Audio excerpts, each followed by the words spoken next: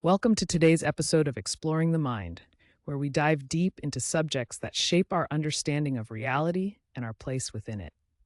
I'm your host, James, and joining me today is Dr. Emily Carter, a cognitive scientist exploring the intricate relationships between consciousness, thought, and social dynamics.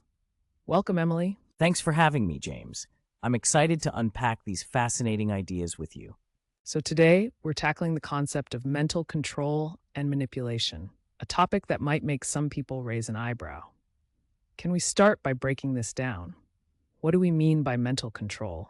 And how is it that thoughts might not be entirely our own? Absolutely.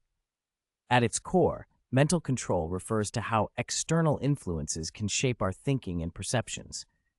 Imagine your brain as a radio receiver. It tunes into frequencies, picking up signals from your environment. These signals could come from other people's thoughts, media, or even social norms. It gets more interesting when we realize that much of what we think about ourselves often reflects other people's perspectives on us. Wow. So, if I understood you correctly, what you're saying is that many of our thoughts could actually be influenced by external sources, almost like being programmed. Exactly. That leads us into the concept of frequency reception in the brain, how we get affected by everything from music to Wi-Fi signals. These factors can seriously interfere with our brainwave patterns and ultimately affect our emotions and decision-making processes. This is where it gets deep, pun intended. By the elite or systems in power conditioning society to focus heavily on logical left brain thinking, they may inadvertently suppress our imaginative right brain capabilities. It's almost like they're controlling our potential to dream and create. Exactly. And this suppression of imagination limits self-determination and personal growth.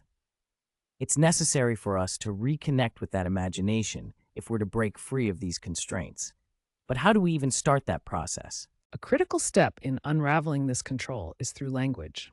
Language can be a powerful tool for manipulation. Imagine grammatical structures being designed to limit our cognitive awareness. It's like a trap. If we don't fully understand the words we use daily, we can't elevate our intelligence. Yes, and it's fascinating that about 90% of commonly used words can't be sufficiently explained by the average person, even teachers. This highlights the gap between communication and comprehension. Expanding our vocabulary not only enhances communication, but leads to a greater awareness of self and potential. So, if one avenue is through improving our understanding of language, what about the challenge of deprogramming from these established societal beliefs? You mentioned before that reading new viewpoints can sometimes bring discomfort, like headaches. Right, that discomfort is often misunderstood as mere manipulation. In reality, it's part of the deprogramming process. You see, we often become prisoners of our own minds because we've normalized that control. Franklin D. Roosevelt famously said, "Men are not prisoners of fate, but only prisoners of their own minds." It's all about breaking free and rediscovering that potential to dream. Great quote. And breaking free also means taking active control of our emotions, right? Can you elaborate on that? Certainly, it's essential to cultivate emotional awareness, realizing that we are not mere victims of external circumstances. Instead, we can channel our thoughts and feelings toward positive outcomes. For instance, knowing that our emotional states directly correlate to our energy levels helps us understand how to maximize our potential. Now, shifting gears a bit, let's dive into the relationship between consciousness, energy, and our human potential. How does Einstein's formula fit into this picture? Einstein's exploration of energy and mass relates directly to how consciousness operates. He established that energy is a function of mass and the square of light's speed. However, quantum physics introduces even deeper truths, suggesting multiple layers of reality can exist simultaneously. This opens the door for understanding how our individual consciousness interacts with universal consciousness. So, in essence, our consciousness isn't just separate stuff, it's deeply interconnected with reality. Working on consciousness awareness allows us to discern how external influences have shaped our reality. It's a complex interplay, our microcosm affecting the macrocosm and vice versa. Precisely. And we're not just passive observers in this interplay either. It's an active engagement where each quantum jump or transformative experience redirects our energy and consciousness to new experiences. Let's touch upon the law of attraction, which is often discussed in the context of personal development. How does that fit with this idea of energy dynamics? The law of attraction hinges on this idea that we can manifest our reality based on the energy we resonate with. The key is understanding that limitlessness exists. The spectrum ranges from feeling dead emotionally to feeling vibrantly alive. The challenge lies in maximizing that aliveness. Interesting. Do emotional states play a role in this energy dynamic? Absolutely. Emotions like happiness and love amplify our energy, which contrasts sharply with lower emotional states such as sadness or despair. Think of it as a collective energy multiplying. When you uplift others, you effectively elevate your own energy as well. It strikes me as we discuss this that our social circles also shift in relationship to our evolving consciousness, right? Yes. As we elevate our consciousness, we naturally attract people who reflect similar values and aspirations.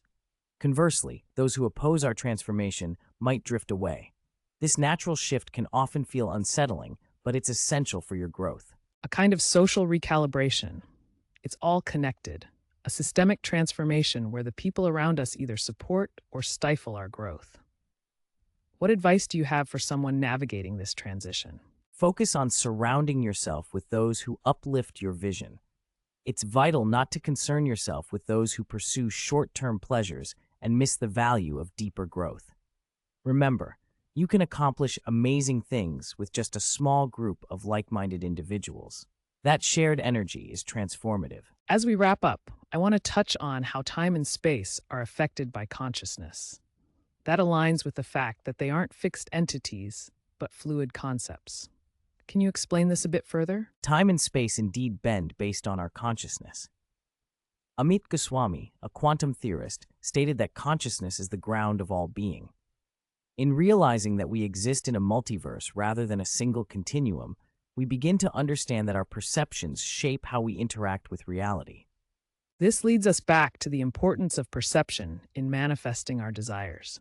Each individual interprets reality according to their experiences and beliefs. It's so empowering to think we can change our perspective and influence our reality significantly. Exactly.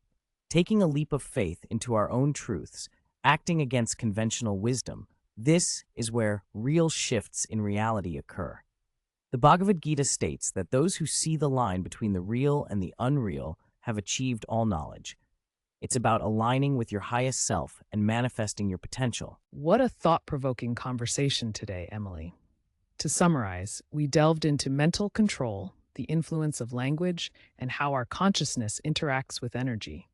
We also highlighted the power of perception and the importance of elevating our consciousness to transform not just our reality, but our connections with others. Absolutely. And remember that freeing your mind from others' perceptions enhances your ability to visualize possibilities.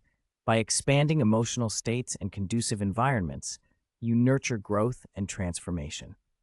Thank you for the engaging discussion. And thank you, listeners, for tuning in today. Continue exploring your consciousness and don't hesitate to share your insights with those around you. Until next time.